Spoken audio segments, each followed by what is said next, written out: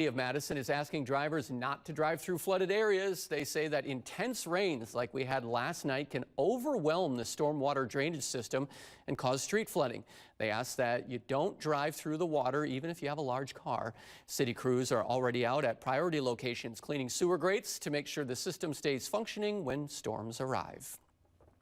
Here are some locations that can have flooding in the next few days. East Washington at Mifflin Street and/or Livingston Street, 3rd Street at Johnson Street, Park Street at Pick and Save, Trails Way at Sherman Avenue, High Point Road at Tremore Trail. For more information, head to the City of Madison website.